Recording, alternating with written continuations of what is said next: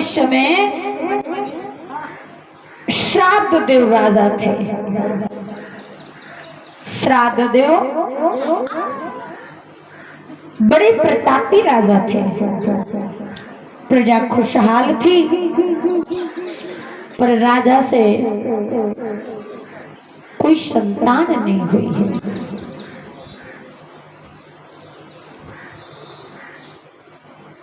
एक दिन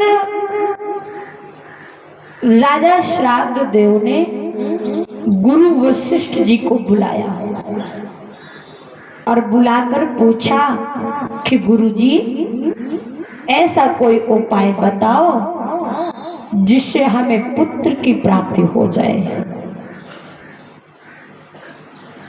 वशिष्ठ जी ने जब समय को देखा तो कहा कि महाराज, इस समय आप पुत्रेष्ठ यज्ञ करो। पुत्रेष्ठ यज्ञ करोगे तो तुम्हें पुत्र की प्राप्ति हो जाएगी। राजा ने यज्ञ करवाया। गुरुजी जब यज्ञ करने आए तो राजा की पत्नी ने कहा कि गुरुजी, जितनी दक्षिणा हमारे पति देंगे उसका मैं तुम्हें कई ज्यादा गुना दे दूंगी, लेकिन हमारे गर्भ से बेटा नहीं बेटी पैदा होनी चाहिए। राजा को नहीं पता, पत्नी ने दक्षिणा का लालच दे दिया।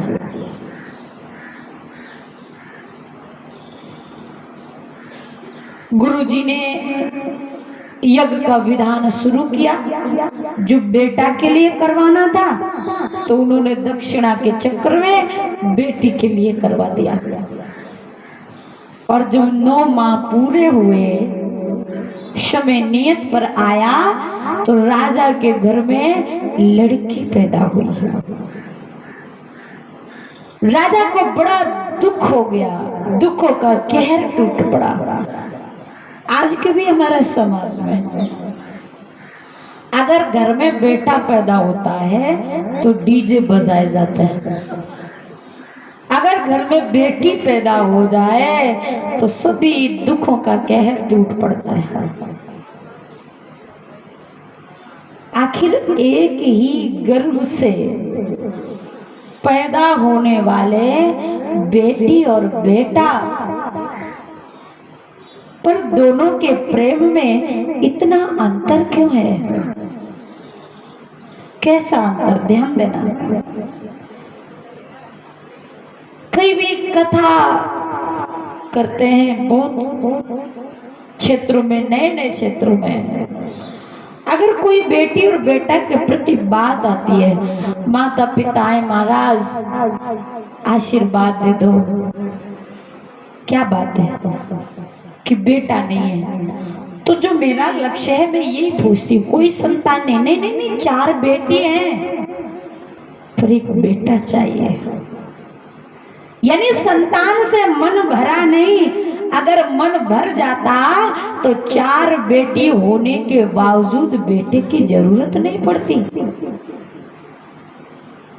4 बेटी होने के बाद भी इधर उधर घूमते माता पिता की एक बेटा हो जाए, एक बेटा हो जाए। यानी प्रेम में अंतर है। अगर प्रेम में बराबरी होती तो चाहे बेटी हो जाए चाहे बेटा हो जाए मन संतुष्ट होता। और ये बात तो यही पूरी नहीं होती है। जब बेटी पैदा होती है तो आजकल के समाज में पैदा होना तो बहुत दूर है। अगर ये पता चल जाए कि गर्भ के अंदर बेटी है तो उसे गर्भ में मार दिया जाता है। भाई उसने क्या किसी का बिगाड़ा था? उसका कोई दोष नहीं, सिर्फ इतना दोष है कि वो बेटी है। तो इस पढ़े लिखे समाज में बेटी को आने से पहले गर्भ में मार दिया जाता है। सरकार ने खूब योजना चलाई, भ्रूण हत्या बंद करो, बेटी बचाओ, बेटी पढ़ाओ, लेकिन किसी माता पिता ने माना। गर्भ में जब बेटी आती है, एक बेटी माँ से कहती है कि माँ, ये संसार के लोग ना समझ पाए तो कोई बात नहीं, लेकिन तुम भी तो किसी की बेटी थी। मान लो तुम्हारी माँ ने यदि तुम्हें मार दिया होता तो आज तुम ये संसार का सुख कैसे देखती और मेरी माँ कैसे बन पाती। इसलिए माँ, मुझे भी एक बार संसार में आ जाने दो। कि बेटी ये कोप से बोल रही, माँ कर दे तू मुझ पर उपकार, मत मार मुझे जीवन दे दे, मुझको भी देखन दे संसार। भैया, मैं भी संसार को देखना चाहती हूँ।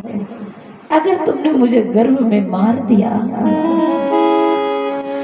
कि बिन मेरे माँ तुम भैया को राखी किससे बंधवाओगी, मरती रही कोख में हर बेटी तो बहू कहाँ से लाओगी। बेटी ही बहन, बेटी दुल्हन, बेटी से चलता है संसार, मत मार मुझे जीवन दे दे, मुझको भी देखन दे संसार। एक बेटी मान लो जैसे तैसे पता न चल पाए माँ बाप को और पैदा भी हो जाए तो उसको घर में ये नहीं कहते हैं, जिस घर को वो अपना कहती है उस घर में उसके परिवार वाले उस बेटी को कहते हैं कि ये पराया धन है, ये पराया धन है, ये तो पराई है, ये पराए घर जाएगी। और ये बात यही नहीं पूरी होगी, वो बेटी जब बड़ी हो करके विवाह करके ससुराल चली जाए तो क्या वो समझे कि वहां भी अपना कहते हैं? अपना नहीं, वहां भी दादी माँ सासू माँ यही कहती है तो पराए घर से आई है, ये तो पराए जाई है। अरे अपना कहते कहते अपना विश्वास देते देते जीवन के 20 साल बीत जाते हैं।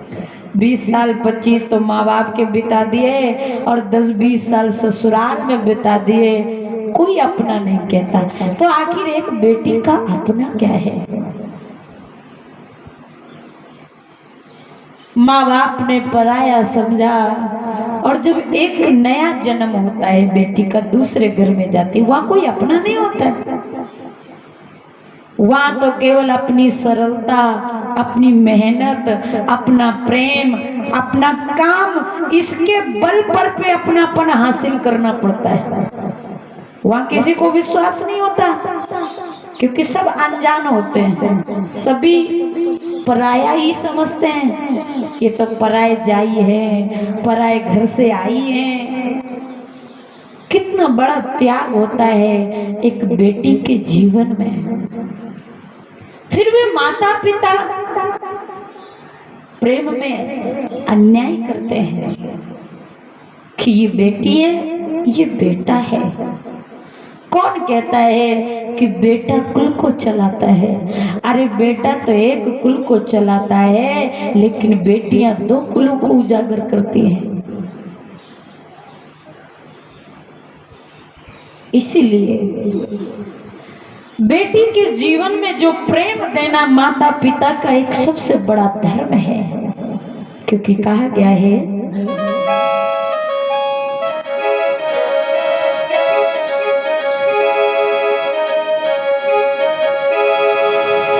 कि बेटियों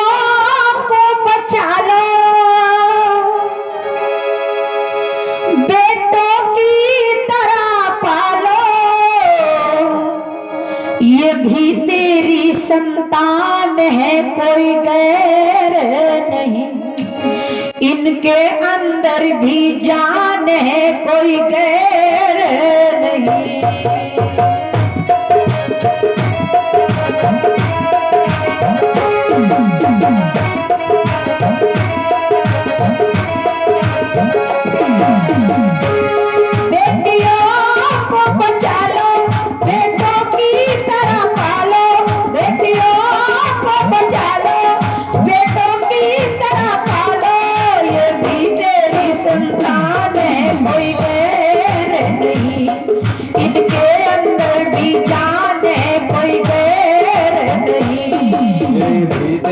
संतान है कोई गैर नहीं, इनके अंदर भी जान है कोई गैर नहीं।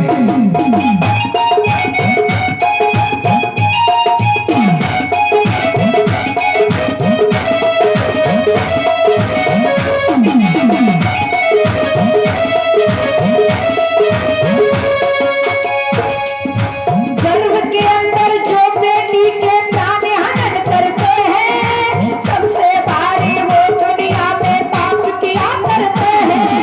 गर्भ के अंदर जो बेटी के प्राण हनन करते हैं, ज्यादा वो दुनिया में पाप किया करते हैं। गर्भ के अंदर जो बेटी के प्राण हनन करते हैं, सबसे भारी वो दुनिया में पाप किया करते हैं। इनको भी संभालो, अपनों की तरह पालो, ये भी तेरी संतान है कोई गैर नहीं, इनके अंदर भी जान है कोई गैर नहीं। तेरी संतान है कोई गैर नहीं, इनके अंदर भी जान है कोई गैर नहीं। बेटियों को बचा लो, बेटों की तरह पालो, बेटियों को बचा लो, बेटों की तरह पालो, ये भी तेरी संतान है कोई गैर नहीं, इनके अंदर भी जान है कोई गैर नहीं।